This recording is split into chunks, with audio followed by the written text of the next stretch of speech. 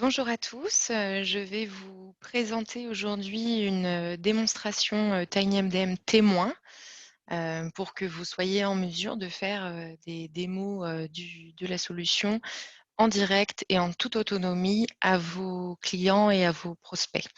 Voilà, donc normalement, votre, entreprise vous a fait parvenir une trame de démo TinyMDM qui reprend, ni plus ni moins, l'ordre, de la démo, les questions, les étapes et cetera avec des captures d'écran.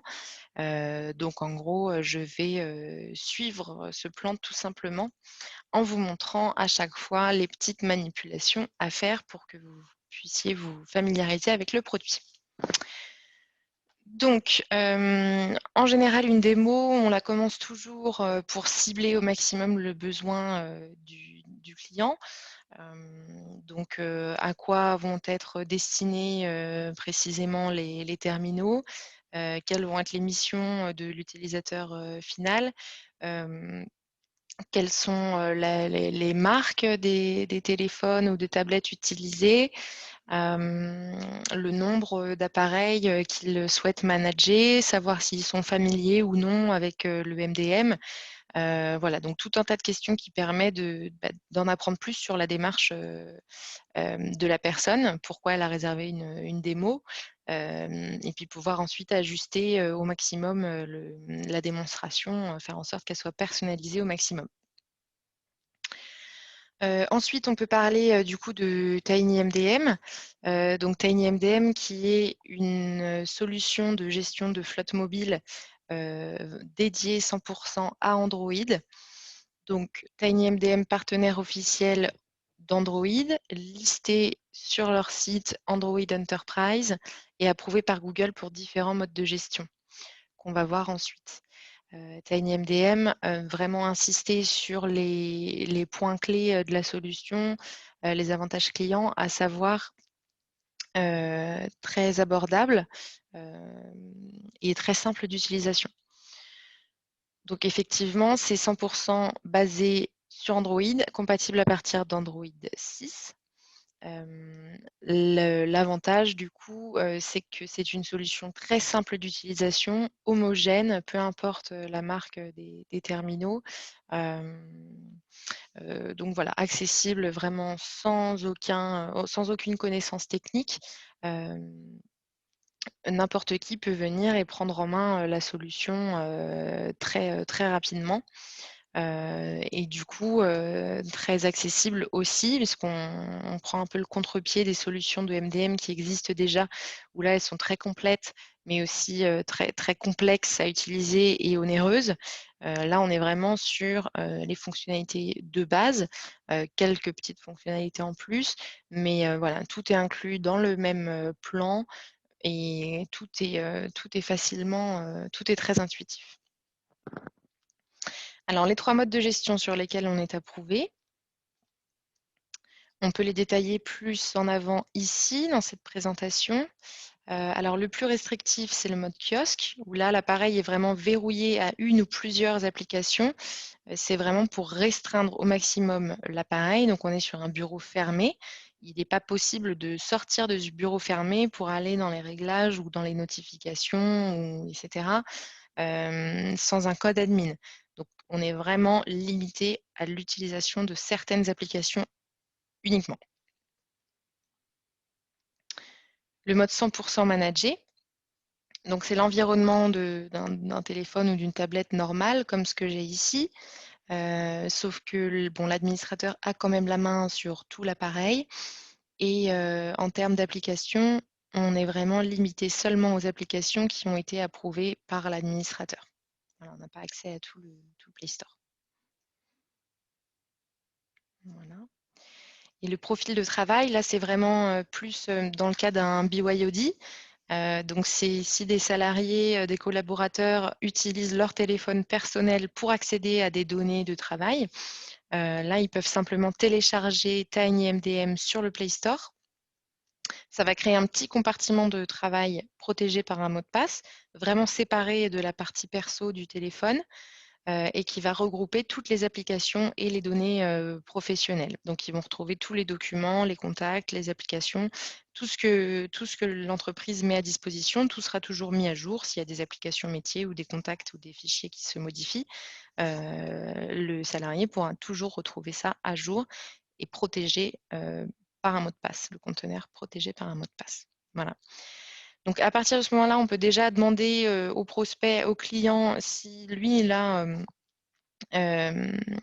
une préférence, s'il sait vers quel mode de gestion il veut s'orienter.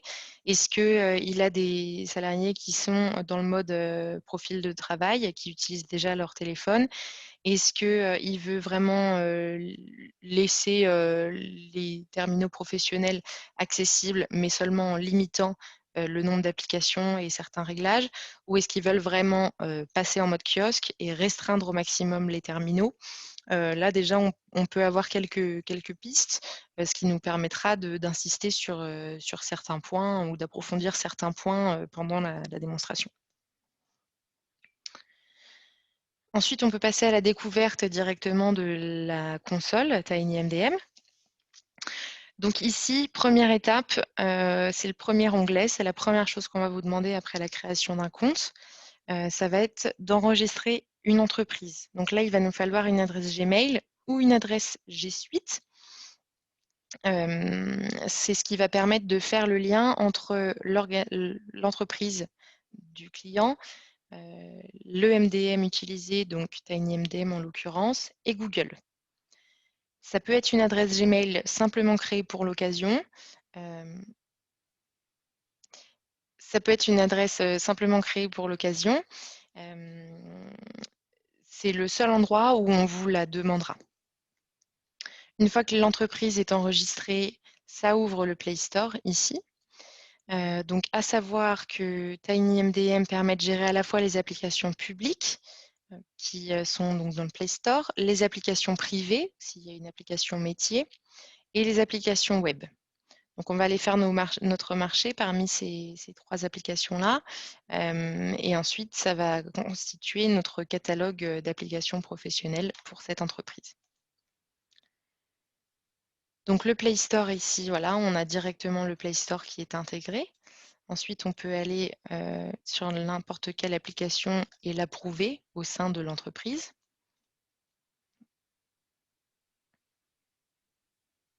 Voilà, donc on approuve, on accepte les permissions, on la voit ici, approuvée. Donc elle apparaît dans notre catalogue d'entreprise. Les applications privées, ici, on peut ajouter un titre et importer le fichier APK. Ensuite, l'application sera manageable exactement comme n'importe quelle autre application. Créer des applications web, ici, c'est vraiment comme un raccourci vers une URL spécifique. Donc là, on peut spécifier le titre, l'URL en question, choisir l'affichage plein écran et personnaliser l'icône. Donc là, c'est vraiment un raccourci vers une page Internet. Par exemple, ici, on a classe à la maison. On a vraiment l'impression d'ouvrir une application, mais vraiment, c'est une page web. À la différence près qu'on n'a pas les onglets Chrome et la barre de recherche Chrome, donc c'est uniquement cette page qui s'ouvre.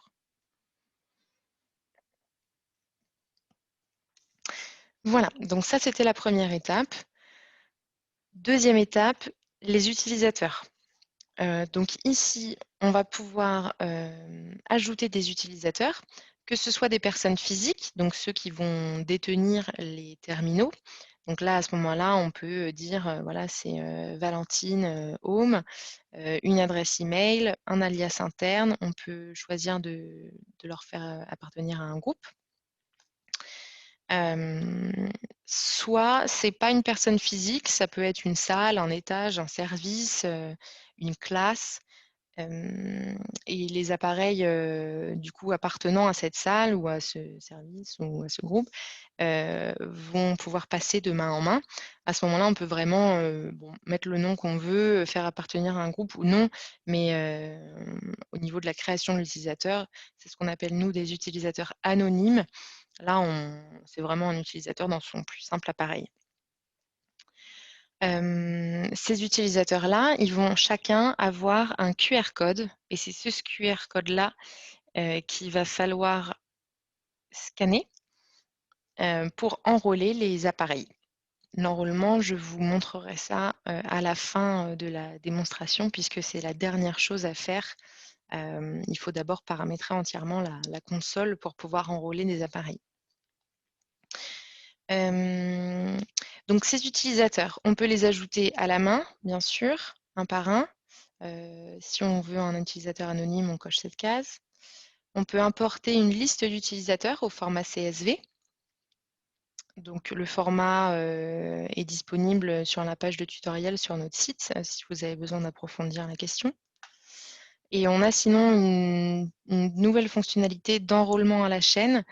Donc là, plutôt que de d'abord créer les utilisateurs, puis de scanner les QR codes pour enrôler des appareils, ici on a cette petite fonctionnalité qui permet d'enrôler à la chaîne plusieurs appareils en se servant d'un seul et même QR code, ce qui va créer des utilisateurs génériques.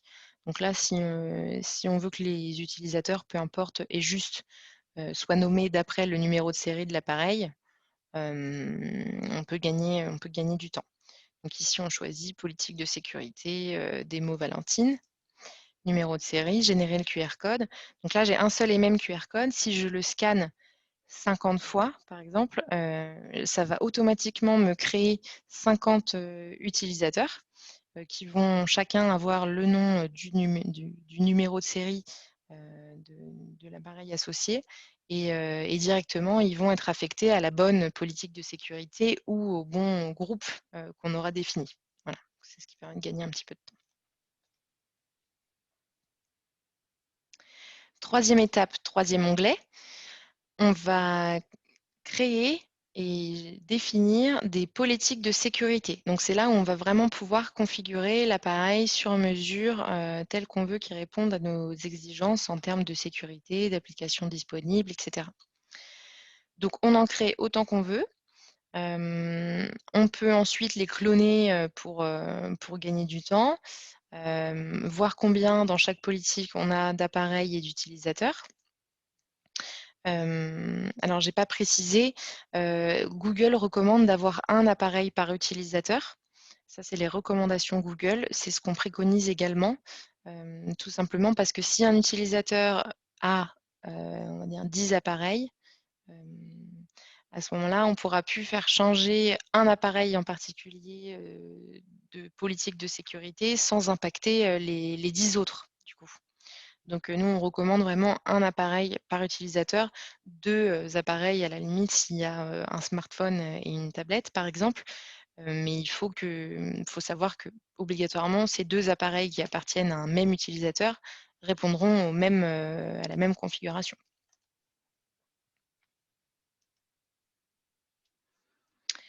Alors, dans la politique de sécurité, ici, on va d'abord aller affecter les utilisateurs. Donc moi, j'appartiens, à cette, politique-là, donc mon appareil également. Sinon, on peut y affecter, des groupes avec, le nombre d'utilisateurs dans ce groupe-là, en un clic et automatiquement, ce qu'on va définir, en dessous ici va s'appliquer, sur tous les appareils qui sont enrôlés dans cette politique-là. Donc ici, politique de sécurité, on va pouvoir désactiver l'authentification par empreinte digitale et la reconnaissance faciale. On va pouvoir définir un mot de passe nécessaire pour déverrouiller l'appareil. Donc quel type de mot de passe, la taille minimale requise du mot de passe et le délai d'expiration du mot de passe. Donc ensuite, il y aura une petite fenêtre sur l'appareil qui demandera de configurer un mot de passe conforme aux politiques de sécurité de l'entreprise. et ce ne sera pas possible d'utiliser le téléphone sans avoir un mot de passe conforme. Ici, c'est pour le profil de travail, donc là, c'est pour un téléphone personnel, comme j'expliquais plus tôt. C'est un mot de passe uniquement pour accéder au compartiment de travail, pour protéger les applications professionnelles. Ici, gestion des applications. Donc, on retrouve les applications dont on a fait le marché un petit peu plus tôt et je vais vraiment pouvoir affiner. Donc, dans cette politique-là, telle et telle application vont être accessibles et d'autres non. Donc, les grisés en rouge ici sont pas autorisées. Celles en couleur et en vert sont autorisées. Donc, si je veux par exemple autoriser Dropbox dans cette politique de sécurité-là, je l'ajoute. Et ensuite, dans mon Play Store, je vais avoir Dropbox de disponible. Je peux aller plus loin et je peux ici, dans le menu, directement l'installer à distance et donc l'application va s'installer sur l'ensemble des téléphones qui appartiennent à cette politique de sécurité-là. Voilà, donc pour chaque application, je peux installer, désinstaller, mettre à jour, gérer les permissions des applications. Donc voilà, si une application a besoin d'accéder aux photos ou d'accéder aux contacts, et je peux gérer également les configurations pour chaque application. Donc ça, c'est applicatif. Par exemple, ici, Gmail autorise certaines configurations, donc au niveau de la synchro, au niveau voilà, de IMAP, POP, etc. Donc ça, on peut vraiment configurer chaque application pour que les configurations se poussent vers les terminaux. On peut aussi gérer les permissions de façon globale pour toutes les applications, définir le délai de mise à jour par défaut. Donc, on peut choisir ici automatiquement avec Wi-Fi. Donc, dès qu'une mise à jour d'application sera disponible, elle se fera quand l'appareil sera connecté à un Wi-Fi. Et ici, c'est pour mettre à jour TinyMDM directement sur tous les appareils. Bon, la mise à jour se fait aussi automatiquement, mais ça permet, si jamais il y a un bug ou une nouvelle fonctionnalité, etc., que vous voulez tout de suite, ça permet de mettre à jour directement sur tous les appareils. Voilà, donc là, on est dans le mode 100% managé, où on gère les applications. C'est ici qu'on peut vraiment restreindre l'utilisation du périphérique uniquement à ces applications-là, en activant le mode kiosque. Donc, si je coche ici mode kiosque, mon téléphone se verrouille uniquement aux applications que j'ai en vert ici. Voilà. Donc, le mode kiosque ici est forcément personnalisable. Donc, on peut changer bien sûr la couleur du fond d'écran. On peut changer le logo, donc ajouter un logo ou carrément un fond d'écran pour personnaliser le kiosque le plus possible.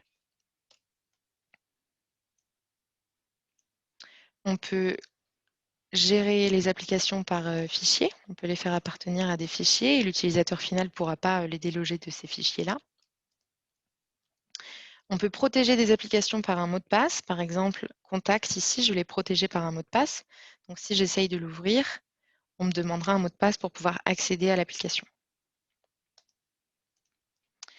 Je peux également, en mode kiosque, avoir des applications qui sont installées, mais qui sont cachées. Donc ici, par exemple, j'ai Chrome qui est installé, ce qui va me permettre d'ouvrir les applications web, puisque les applications web se servent de Chrome pour s'ouvrir. Par contre, Chrome est caché, donc on ne va pas pouvoir naviguer sur d'autres pages Internet que celle-ci. Voilà, Chrome est installé, mais passe derrière ce bureau fermé, donc est invisible pour l'utilisateur. Voilà. On peut également décider d'activer les notifications si on veut laisser un petit peu plus de liberté à l'utilisateur.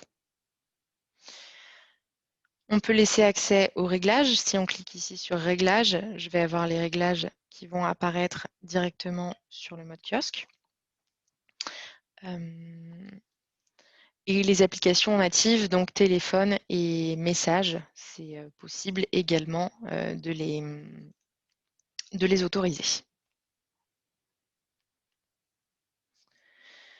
Pour quitter ce mode kiosque, bon alors soit évidemment on décoche activer le mode kiosque et là tous les téléphones vont sortir de ce mode kiosque-là. Soit on laisse ici le bouton quitter disponible là, ce qui va permettre de quitter le mode kiosque grâce à un code admin. Le code admin est communiqué par l'administrateur et donc visible dans la console TinyMDM ici. Si on ne passe pas par ce bouton quitter, on peut effectivement décider de l'enlever pour des raisons esthétiques ou autres. On a une fonctionnalité ici qui s'appelle secouer pour quitter. Il suffira donc de secouer énergiquement l'appareil et la fenêtre qui demande le code admin s'affichera également pour pouvoir sortir de ce mode-là. Et ensuite, on peut remettre le téléphone en mode kiosque directement depuis la console d'utilisation. Voilà pour le mode kiosque. Donc vous voyez, on passe de l'un à l'autre très facilement. Filtrage Internet. On a une technologie de filtrage Internet qui est embarquée sur un navigateur ici, Internet, qui est notre propre navigateur, donc qui est basé sur Chrome. Donc c'est ni plus ni moins que Chrome avec un filtrage Internet embarqué. Différents niveaux de filtrage peuvent s'appliquer. Le moins fort, si je puis dire, c'est anti-phishing, anti-malware. Donc là, on interdit l'accès aux sites considérés comme dangereux. Le plus utilisé, c'est approprié pour le travail, où là, on restreint l'accès aux sites de type pornographie, drogue, violence, armes à feu, paris en ligne, etc. Donc, tout ce qui est site non approprié pour le travail. On peut aller encore plus loin en choisissant liste blanche. Et là, il faudra directement rentrer la liste des sites dans la liste des sites autorisés. Ou au contraire, rentrer des sites dans la liste des sites interdits. Sites visités, c'est un historique des sites visités pendant les 15 derniers jours. Donc, ils vont être tous listés ici et avec possibilité de les blacklister en un clic si on se rend compte qu'il y a un site qui a été visité et qui n'était pas supposé l'être. Configuration Wi-Fi. Donc ici, on peut désactiver le Wi-Fi et désactiver les réseaux Wi-Fi non sécurisés. Il faut savoir que la plupart des attaques contre les données d'une entreprise passent par des réseaux Wi-Fi non sécurisés, non protégés par un mot de passe. Donc c'est assez important. On peut ensuite configurer des réseaux Wi-Fi simples, donc un réseau Wi-Fi avec un nom et un mot de passe, ou des réseaux Wi-Fi protégés par des certificats. Donc ça dépend vraiment des entreprises. Ils seront ensuite tous listés ici. Et dès qu'un appareil sera à portée de ces réseaux Wi-Fi-là, il pourra s'y connecter automatiquement. Il n'y aura pas d'action nécessaire de la part de l'utilisateur final. Contrôle de la connectivité. Ici, on va pouvoir gérer tout ce qui est connexion, blocage du partage de connexion, pardon, interdiction du Bluetooth, du roaming, du NFC, du mode avion, etc. Tout ce qui est en rapport avec la connectivité du téléphone. Contrôle généraux de l'appareil. Ici, on va pouvoir gérer le délai de mise à jour de l'OS, donc d'Android. Quand est-ce que la mise à jour d'Android se fait? On va pouvoir bloquer le Play Store si jamais quelqu'un se connecte avec son compte Gmail personnel, ça permet quand même de limiter le Play Store uniquement aux applications professionnelles. Empêcher la réinitialisation usine, donc là c'est pareil, on ne pourra pas réinitialiser l'appareil et du coup enlever le MDM, sauf via un code admin qui est également disponible dans la console. Voilà, donc un petit peu plus d'options que je vous laisserai, approfondir avec, les personnes. Ces options-là, sortent, au fur et à mesure en fonction des demandes clients, qu'on reçoit. Donc, n'hésitez pas à demander des demandes de nouvelles fonctionnalités et on vous dira la faisabilité. On a un comité, toutes les semaines, pour étudier les nouvelles demandes de fonctionnalités en fonction de chaque projet, et de chaque, deadline, client. Contrôle de l'écran. Ici, on peut, gérer le fond d'écran même si on n'est pas en mode kiosque. Afficher les identifiants de l'utilisateur, donc c'est ce qu'on voit ici en fond d'écran, pour permettre de reconnaître les terminaux, heu, mais on peut, c'est tout à fait optionnel.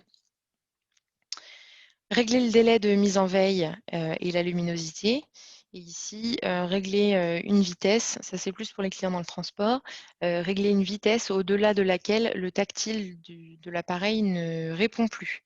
Donc tout l'appareil fonctionne normalement, c'est vraiment la partie tactile qui est désactivée pour éviter, d'utiliser, le téléphone ou la tablette en conduisant.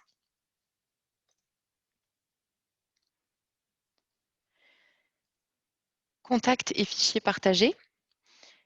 Je vais vous montrer dans un autre, endroit de la console, on peut importer un répertoire professionnel et importer, des fichiers. Donc ensuite, ils vont se retrouver listés ici, dans la politique de sécurité et on peut choisir, donc de les pousser, ou non, vers, les terminaux, enrôlés.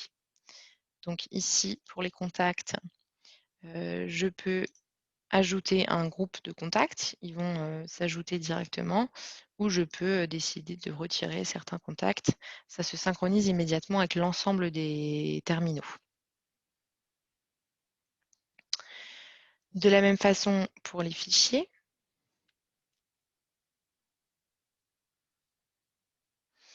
Donc dans les téléchargements, on peut ici, pousser, tel et tel document ou retirer, tel et tel document.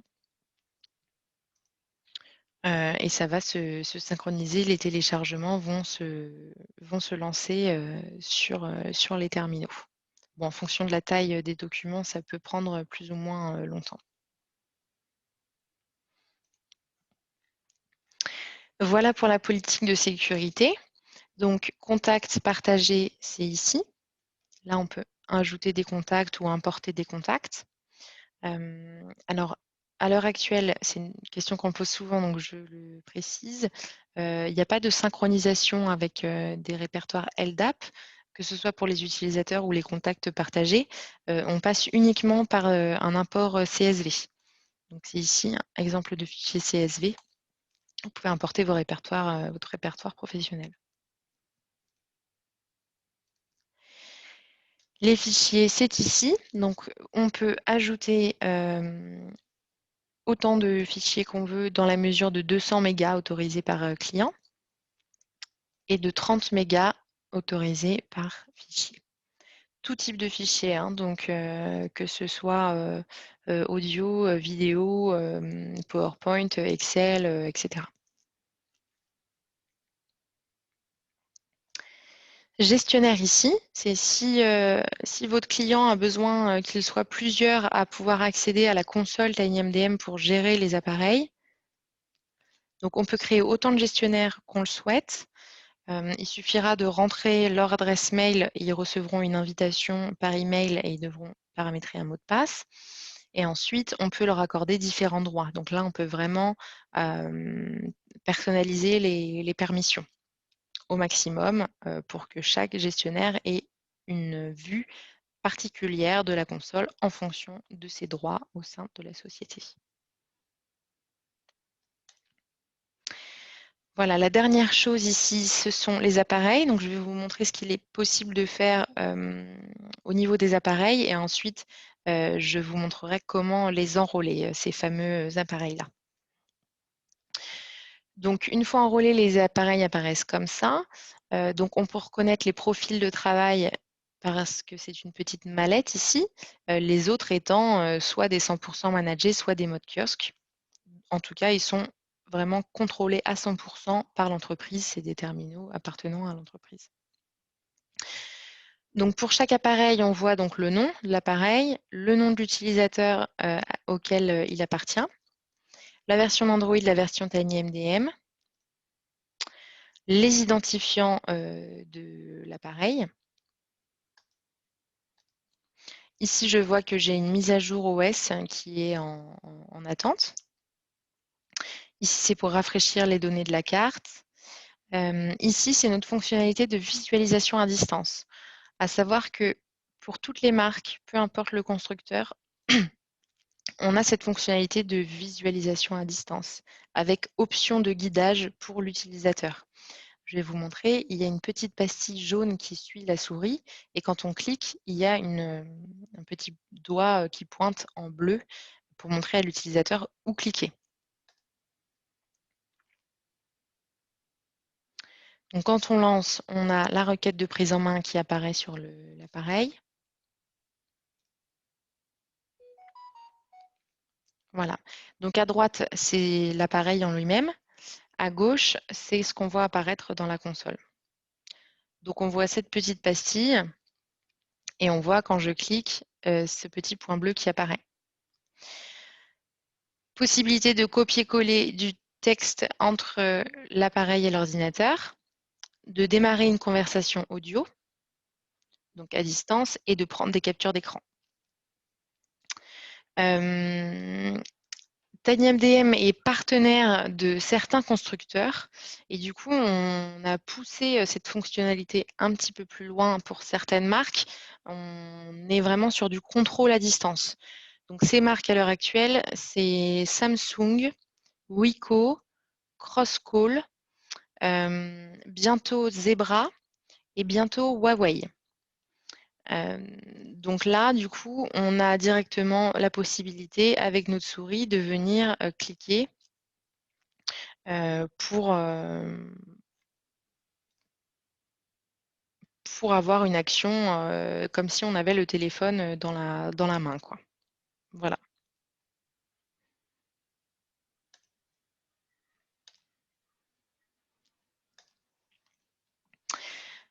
On peut aussi géolocaliser ces appareils, voilà, avec la localisation exacte. Si on veut en géolocaliser plusieurs, on les sélectionne tous et on va tous les voir sur une carte. Donc en rouge, ceux qui sont connectés à Internet, en noir, ceux qui sont déconnectés et avec le lieu et l'heure de la dernière position. Bien sûr, je précise, la géolocalisation pour le profil de travail n'est pas possible pour respecter la vie privée du salarié. Là, on est conforme à la RGPD. Envoyer un message, il est possible d'envoyer un message à l'appareil, voilà, qui va prendre tout l'écran de l'appareil. Donc, on est sûr que le salarié ou le collaborateur a eu le message. Donc, il est possible d'envoyer des messages soit à un appareil en particulier, soit à tous les appareils d'une politique de sécurité, soit aux appareils d'un même utilisateur si vous avez choisi d'utiliser d'ajouter plusieurs appareils à un seul et même utilisateur. Il est aussi possible de verrouiller l'écran à distance, de redémarrer l'appareil, de réinitialiser l'appareil, voir la liste des applications installées avec leur numéro de version, supprimer le mot de passe si quelqu'un a perdu son mot de passe ou ne s'en rappelle plus pour gagner l'accès au terminal, et changer le mot de passe et mettre un mot de passe en particulier.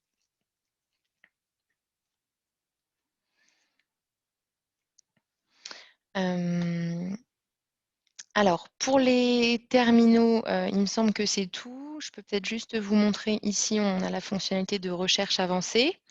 Donc, on peut chercher les appareils par leur nom, par groupe, par utilisateur. On peut aussi ici exporter la liste des appareils PDF, CSV et JSON. Voilà. Maintenant, pour enrôler un appareil, donc je parle simplement des appareils qui appartiennent à l'entreprise, d'accord? Donc, ils vont être soit en 100% managés, soit en mode kiosque. Je ne parle pas des appareils en profil de travail, puisque là, il suffit de télécharger TinyMDM sur le Play Store et de scanner le QR code pour que ça crée un profil de travail. Donc, c'est très simple. Pour les profils de travail, de toute façon, le tutoriel est disponible ici, sur notre page de tutoriel. Donc, créer un profil de travail sur un appareil. Moi, je vais vous parler de comment enrôler un appareil professionnel qui appartient à l'entreprise. Donc ici, cette technique, elle est valide sous Android 7, la technique dont je vais vous parler. Pour les Android 6, puisqu'on est compatible dès Android 6, on peut suivre une autre méthode qui est celle de l'enrôlement par le code AFW, qui est accessible ici. Je vous laisserai aller le voir si jamais vous avez besoin d'en prendre connaissance. Donc pour les téléphones sous Android 7 et plus, donc l'appareil, bien sûr, doit être neuf ou réinitialisé au réglage d'usine. C'est ce qui va nous permettre vraiment de prendre le contrôle de l'appareil dès son premier démarrage et que l'entreprise soit considérée comme le propriétaire de l'appareil. Donc ici, sur le premier écran qui s'affiche, donc en général, on vous demande la langue, ça peut être autre chose, hein, ça peut être juste un message de bienvenue ou quoi que ce soit, peu importe ce que c'est, ça dépend des marques. Peu importe, sur le premier écran qui s'affiche, on va venir taper 6 fois sur l'écran. Peu importe où sur l'écran, mais 6 fois d'affilée au même endroit. Et on attend quelques secondes. La caméra de l'appareil s'ouvre. Il faut alors scanner le QR code qui est visible dans la console. Voilà. C'est quand la caméra s'ouvre qu'on vient scanner le QR code. Donc ce QR code-là, je n'ai pas précisé, il est visible dans la console, bien sûr. S'il est relié à quelqu'un avec une adresse email, on vous propose, est-ce que vous voulez l'envoyer par mail à cette personne? Comme ça, il y a des gens qui peuvent tout à fait faire l'enrôlement de leur terminal en toute autonomie, hein. Une fois que le QR code est scanné, on retombe sur les écrans normaux de la configuration. Donc on se connecte à un réseau Wi-Fi ou on met une carte SIM. Automatiquement, l'appareil reconnaît qu'il va être managé par une organisation. Donc là, on accepte les conditions d'utilisation d'Android. TinyMDM se télécharge tout seul. Donc on accepte les conditions d'utilisation de TinyMDM. Et automatiquement, la configuration qu'on a définie dans la console, dans la politique de sécurité, s'applique directement. Voilà, donc enrôler un appareil est relativement facile. Donc de la même façon, si vous utilisez la fonctionnalité d'enrôlement à la chaîne, donc on peut choisir voilà, d'appeler tous les utilisateurs génériques. Voilà, on crée le QR code générique. Et ensuite, à la chaîne, on allume les téléphones, on tape 6 fois et on va scanner ce même QR code. Voilà, donc on peut déjà enrôler plusieurs dizaines de téléphones très, très rapidement. Alors, à savoir que nous sommes également compatibles partenaires ZTE et KME. Donc pour enrôler, donc on a effectivement l'enrôlement par QR code. On a l'enrôlement ZTE. Donc là, c'est Android qui permet d'enrôler des téléphones Android ou des tablettes Android directement avant leur sortie de leur boîte. Donc vous les achetez auprès d'un revendeur. Si c'est une large flotte, par exemple de 500 appareils, le client sera peut-être intéressé plutôt que de tous les enrôler à la main. Donc là, en fait, en achetant les 500 appareils depuis un revendeur agréé Android, le revendeur crée un compte ZTE qui liste tous les numéros de série des appareils. Et ensuite, comme TinyMDM est partenaire, on peut aller dans le compte ZTE, choisir TinyMDM comme étant le MDM attribué. Et ensuite, tout se fait, bon, avec un petit peu de configuration, mais hem, il y a des tutoriels sur le site. Et ensuite, dès la sortie de leur boîte, dès la toute première utilisation, directement, l'appareil est managé. Il n'y a pas besoin d'aller scanner de QR code, il n'y a pas besoin d'aller créer les utilisateurs, rien du tout. Tout se fait automatiquement. Voilà, donc le code AFW, ça, c'est pour les Android 6, c'est ce dont je vous parlais tout à l'heure. Et on est aussi compatible KME, donc c'est la même chose que ZTE, mais c'est pour les appareils Samsung spécifiquement. Donc c'est Samsung qui a créé son propre ZTE. Voilà, ils ont appelé ça Samsung KME. Donc ça marche ni plus ni moins de la même façon. Si on achète des appareils Samsung, on a un compte KME avec tous les numéros de série des appareils. On peut choisir TinyMDM parmi le MDM. Et de la même façon, les appareils Samsung sont managés dès la sortie de leur boîte, sans avoir besoin de scanner de QR code, etc. Voilà, ça c'est Samsung qui a choisi de faire à sa façon là-dessus. Voilà pour l'enrôlement des appareils. Donc, je pense qu'on a fait à peu près le tour. Ici, on a mon compte. Alors, je précise, dans mon compte, il y a les infos de la société. Que vous soyez apporteur d'affaires ou que vous soyez revendeur, on vous a fourni un lien d'inscription à TinyMDM via votre société. En se créant un compte via ce lien, automatiquement, le client est créé chez nous et il vous est rattaché en base. Donc là, eux, ils auront une vue spéciale avec le nom de votre société partenaire. Donc dans un cas d'apporteur d'affaires, le client pourra passer directement commande depuis l'onglet Mon compte, ajouter des licences mensuelles ou des licences annuelles. Et ensuite, nous, on vous reversera votre commission tous les mois sur la base d'un relevé qu'on vous fournira. Si on est dans le cas d'un revendeur, à ce moment-là, le client ou vous, si vous le faites pour lui, vous pourrez simplement commander des licences sur la console. Par contre, tout ce qui est paiement, facturation, moyen de paiement, etc., ne sera pas visible dans le compte puisque tout ça, ce sera géré de votre côté.